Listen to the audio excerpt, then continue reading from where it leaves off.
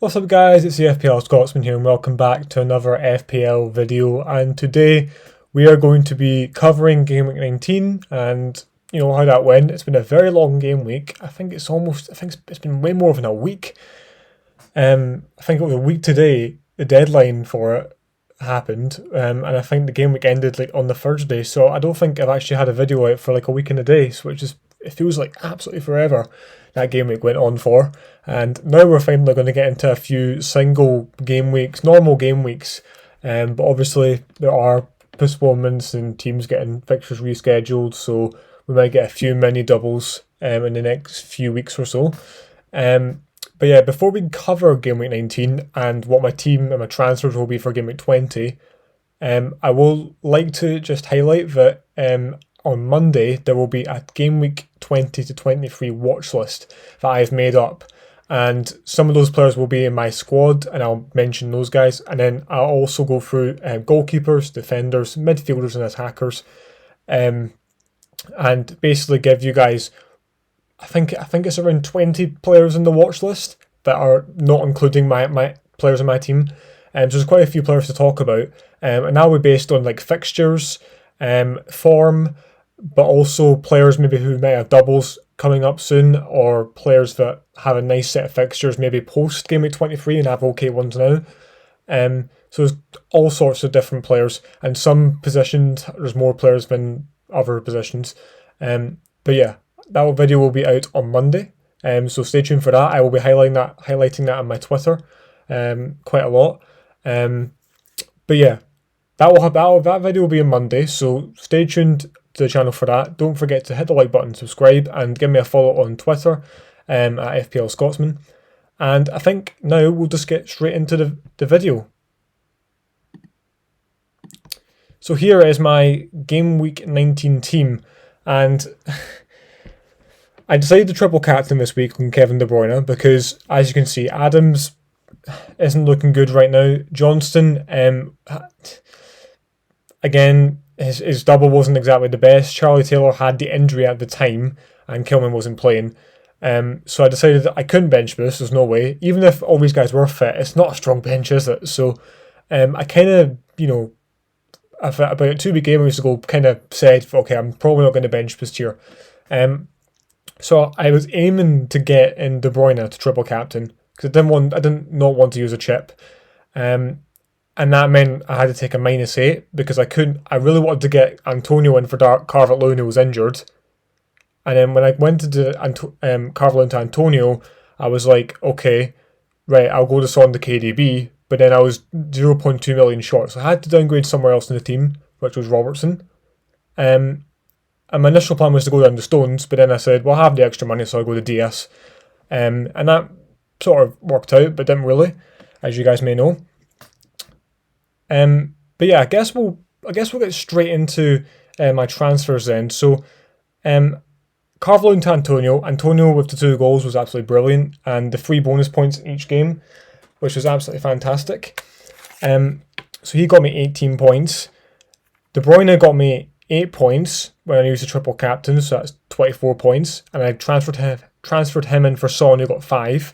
And I transferred Robertson to Diaz. Robertson got 8 points and Diaz got 18. So if I calculate this right now for you guys, I'm going to say 24 for De Bruyne because I did use the triple captain chip. I got an overall 60 points from those 3 players. And Calvert-Lewin, Son and Robertson would have got me 14 points.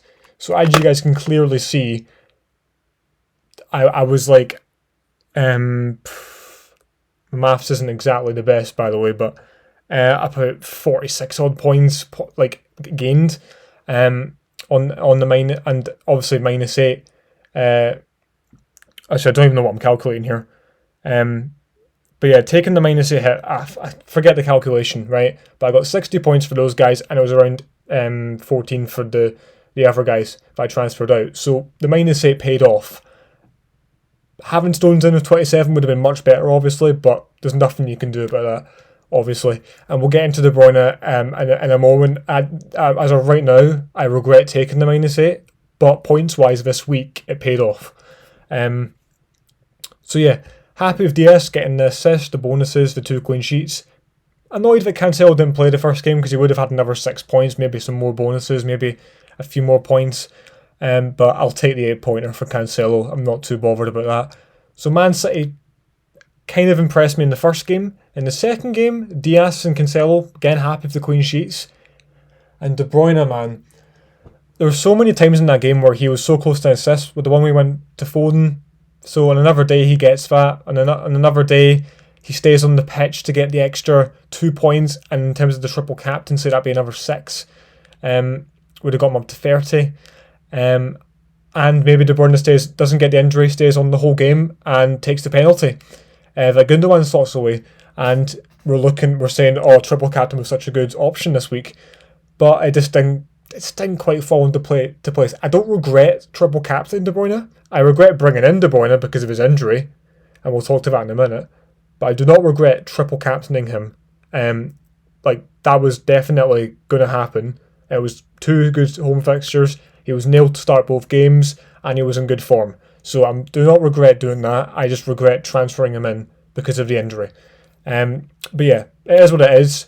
Like a lot of people get the triple captaincy wrong. It's probably the hardest chip to get right, if I'm being honest. Bench boost and free hit are easier to work with because you can plan ahead for those ones really well and use them in good situations. Whereas triple captaincy, you can give it into the best fixture possible, but that player might not deliver in that fixture. And we saw that with De Bruyne in both games. Even the assist for Stones wasn't exactly anything amazing. But we move on. As I said, Antonio with the 2 goals and the 3 bonuses in both. Absolutely delighted with him to start both games. He's rested in the FA Cup this weekend, so he'll definitely play next week. So he's been a really good transfer. And as I said before, Diaz, good transfer. Got on 3 really good games, 3 guaranteed clean sheets, so happy to own him. My Villa boys, I just watched the game between Villa and Newcastle, and I'm sitting there I'm actually quite frustrated. The clean sheet of Martinez, kind of expected that. Newcastle have no threat going forward, and that's why I'm keeping all of my Leeds assets for next week. But Grealish, man, he got the assist, but Newcastle were so bad defensively that game. They were giving me so much space, and Grealish was having a field day. And there were so many times where Villa boys could have slipped Grealish in for the 1-on-1, but they just didn't do it. And on another day, Grealish gets a few goals in that game, but he didn't. So that's frustrating. But again, Villa have 2 games that can be rescheduled, and they have Burnley up next, so he's definitely a hold. And I'm still impressed with 8 points, considering at one point we were thinking he wasn't even going to feature at all in GW19. Newcastle game was going to happen, and the City game was going to happen. So again, to get 8 points out of him and not need to transfer him out, again, I'm pretty satisfied with that, to be honest. Leeds boys, really disappointed about this because Brighton at home was a really good fixture. I kept faith in them even though they were single game winners, and Leeds again just didn't deliver. And the reason I'm going to keep hold of them is purely because they play Newcastle next, and they do have Southampton to be rescheduled as well. So they are worth keeping hold of, and I think this was only been a little bit of a blip. I think they were just really tired. But now they didn't play in midweek in 19, and they didn't play in the FA Cup this weekend either. So they are going to be well rested for the game v Newcastle, who have just played Aston Villa. So I'm really confident about owning Leeds going forward. So yes, disappointed with the Brighton game. I really expected more, but I think these 2 guys here, Bamford and Dallas, I think cost me only a small green arrow this week, to be honest. And maybe some mainly players that I didn't own, but these 2 guys in particular cost me my small green arrow and not a larger green arrow. And yeah, then finally, 3 others in midfield. So Thomas Souček, again, disappointed with him as well. He was quite highly owned though, so that didn't really affect me too much. Just two 2-pointers for him. What disappointed me a bit about Souček, guys, wasn't that he got only 4 points. It was when watching both of the games, Souček didn't really seem to have a chance. He didn't seem to be much of a threat, and I don't know what that is. I almost feel like Antonio being back in the team, he's the focal point. He's the man with the upper body strength. He's the man to play it to aim for. I almost feel like Souček getting in the box and then being the man to aim for is sort of not happening anymore. So I'm a bit afraid about that going forwards, but I'm still going to keep Souček though, because again, he's proven why he's such a good valued asset in midfield. And if need be, I switch him to somebody like, Saka or Mateus Pereira. And again, you'll see some of those guys on my watch list tomorrow, and I'll discuss maybe in a few moments what I might do with Souček. But again, I'm not going to panic with him right now. He's got a nice fixture next game week. Mohamed Salah, a lot of people are really angry about this and saying, okay, we need to shift Salah on. Honestly, I was considering shifting Salah on before De Bruyne got injured, and now that's obviously going to change. But at the same time, I'm always sat back a bit after that De Bruyne injury. It made me think, why am I actually in a rush to sell Salah here? Every team has a bit of a blip in form. Salah's having a bit of a blip in form, but he's still the top scorer in the league. He's still one of the highest point scorers in FPL. And when I'm selling Salah, who am I selling him for? You know what I mean? Unless I'm going really down into the price bracket. So, yeah, I mean, I don't think I'm in any rush to sell Salah. I think he's still a good option. I might look to sell him in a couple of weeks when Spurs fixtures get quite decent, but maybe not. So Salah, not getting worried about him. And Bruno Fernandes, well, he could have scored against Liverpool. Wasn't expecting too many points from that game. And the Fulham game, he got the assist, which was a bit jammy. And then he hit the post as well. So, again, Bruno, highly owned. He was captained, and De Bruyne didn't really work out. So I was kind of hoping Fernandes didn't really do too much in that Fulham game. And he only got me an assist and an 8-pointer. So I'm quite happy with that as well. So overall in the game week, 97 points. I got 105, but minus 8 is 97. But I'm still counting it as in 100 because it's the first one I've got this season. But overall, I think players like Sufile and Justin and Pope and who else was there? Ollie Watkins just scored against Newcastle as well. Matt Target. There were James Maddison. There were quite a few players that I didn't own who really stepped up in this game week. So I guess that I think especially Justin and Sufile, who were like over 50% owned in the top 100k, that really like pushed me down a bit, despite having an okay game week. And it basically proved the fact that Antonio, who was like 30% owned, getting 18 points didn't really move me up at all. I was on a red arrow before Grealish and Martinez got my points. So yeah, I mean, that's just the way it is.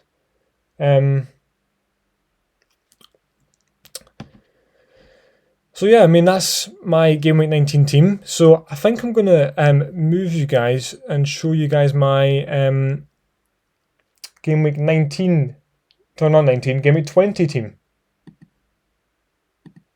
So here is what my Game Week 20 team looks like as of right now. This is obviously without any transfers being made, and I'll talk about the transfers in a minute. But I want to go through the players just real quickly about the fixture.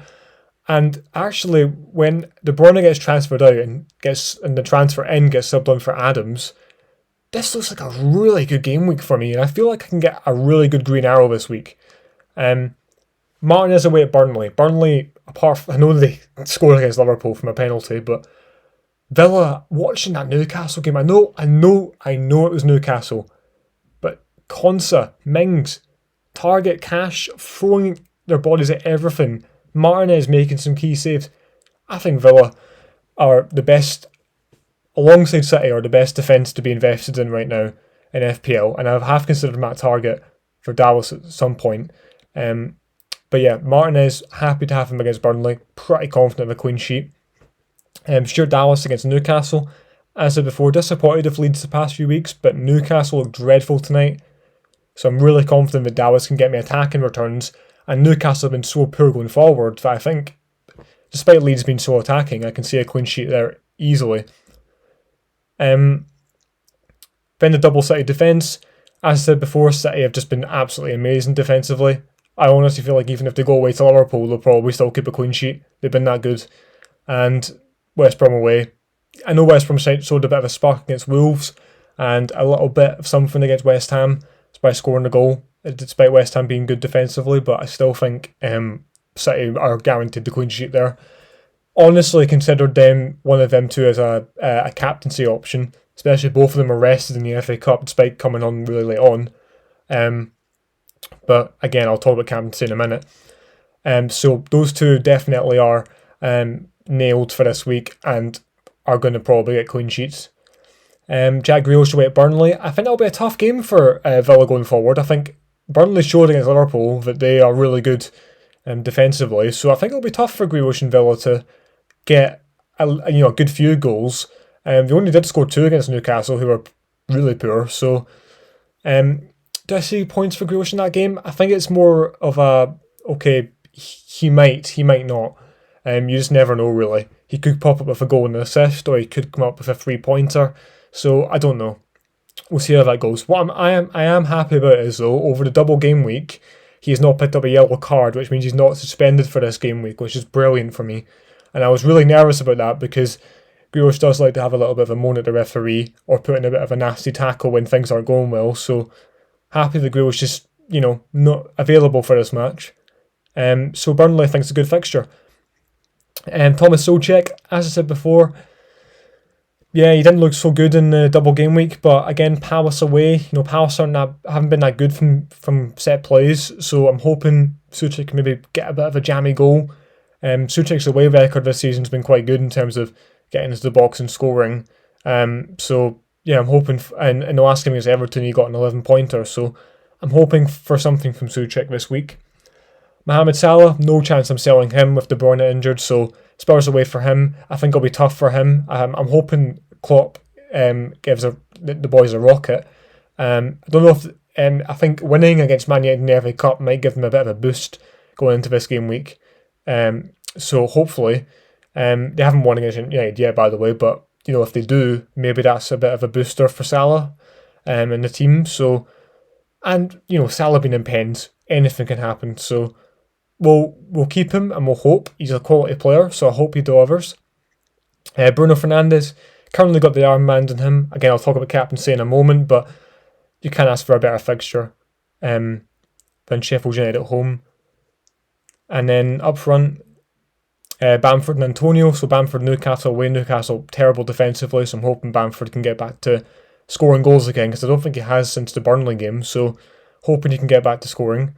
And Mikel Antonio, well, I can't really say much else about him. 2 9-pointers in the double game week. Rested in the FA Cup. Palace are poor defensively. It's like if you don't have Antonio, get him in. If you still have Calvert-Lewin or I don't know, Jimmy Vardy, get Antonio in. He's such a good option. And then Che Adams there. Not really impressed with Che Adams. He's not going to be in the first team. I'm going to transfer De Bruyne. So actually, let's just talk about the transfer. So right now, it's definitely De Bruyne out. And it's definitely De Bruyne out for Son, Barnes, or Gundogan. I'm a bit less on Barnes because Vardy's out injured. And I will say this, Maddison and Barnes, I think, without Vardy, might find it a bit more difficult to, do well in terms of, they don't really have as good a focal man to create chances for. And I know Maddison's starting to get a bit more of the goal threat, but Maddison's numbers in XG doesn't actually translate in terms of the points he's getting at the moment. So I wouldn't really be too keen on Maddison. Barnes' stats are better, but that's more for creating chances, and most of the time that's for Vardy. So I'm a bit less keen on the Leicester guys. If I'm going to Leicester player, I'm probably going to go James Justin in defence. But then again, Ricardo Pereira's back from injury, so he might be a bit of a rotation risk. And then the other two, Son and Gundogan. So I've had a bit of a think about this. If I go De Bruyne to Son, I cannot upgrade a forward for Harry Kane. And that put me off a bit. So and then I tried Gundogan, and it turns out if I do De Bruyne to Gundogan and then Adams to Kane next week, I still have 2 million in the bank to spend somewhere else in the team. And I think Gundogan, I think he scored like four or five goals in his last 6 games or something. His numbers are good. He's getting in the box. Sterling and De Bruyne off the pitch. He takes the penalties. Now I know people are saying don't get Gundogan because Sterling's on the penalties. But Sterling missed the last penalty. Well, he didn't just miss it. He skied it into probably over the state, out of the stadium. So I'm and Gundogan scored his against Aston Villa, so I'm thinking that Gundogan will stay on the pens. And I think even if he isn't on the pens, he's still a really good asset. He got an assist in the FA Cup after being on the pitch for like 10 minutes. So, yeah, I mean, I think De Bruyne to Gundogan is my transfer, and then next week do Adams to Kane. I don't really want to get Kane in for -4 this week because I think I'd rather play Solskjaer against Palace than Kane against Liverpool. I know that sounds weird, but in terms of the fact that I would be doing it for -4. If it was 2 free transfers, I'd do it, but for -4, Kane against Liverpool, I don't think that's kind of worth it. And I think I'd rather wait till next week when Spurs play Brighton and get Kane in for that. And also the fact that next week captaincy is quite tough with no De Bruyne against Sheffield United. Fernandes has got Arsenal, I think. So I think Kane's a good captain option against Brighton as well. So he's definitely the one I'm bringing in next week. So I think it will be De Bruyne to Gundogan. And Gundogan got rested in the FA Cup, came on for like about 20 minutes or so and got an assist. So yeah, definitely going to be probably bringing him in this week. So yeah, I mean, captaincy, well, when Gundogan comes in, I don't think that really changes the captaincy for me. I mean, it was always going to be in Bruno. However, over the past day or so, I've been thinking about it, and since De Bruyne's injury, everybody will be captaining Bruno this week. Probably about 100% of the top 100k will be captaining him. There might be some Salah or Son or King captainers, but I really would think Fernandes would be the main one. And it made me think, well, I could go for a bit of a punt this week with Antonio, because I think Antonio's fixture's so good. Antonio got rested, he got 2 9-pointers. I'm thinking he's a really interesting one to go for a punt on, and it's a good week to do it. So what I'm going to do is I'm going to wait till tomorrow's game for the United game tomorrow, and if United go to extra time against Liverpool and they're having to work their socks off, Bruno's running all over the shot, maybe Bruno gets injured or something like that, something happens, I might go Antonio as my captain this week. But if it's a 90-minute game, United win, Bruno plays well, comes off early, gets benched, something like that, I think it will be in Bruno this week because Sheffield United have been absolutely terrible defensively. So yeah, it will be De Bruyne to Gundogan in for Adams on for sub. And yeah, Charlie Taylor got back from injury, by the way, got into the Liverpool game and then worked his hamstring again, so hopefully that's not too serious because he's got some nice fixtures coming up. I think around game week 26 or something, he's got I think Brighton and Fulham or something, so he's got a few nice ones that I would like to bring it. I'd like to have him for because Burnley have been good defensively. So yeah, that's basically my team for next week. It will be De Bruyne to Gundogan, Fernandes is captain, if not Antonio. So yeah, I think that's all I have to say in game week 19. So I think we'll probably, just round it up there. So if you guys enjoyed the video, hit the like button and subscribe. And remember, my watch this video will be on Monday, going through my game week 20 to 23 best players to go for in each position. So I'll see you guys then.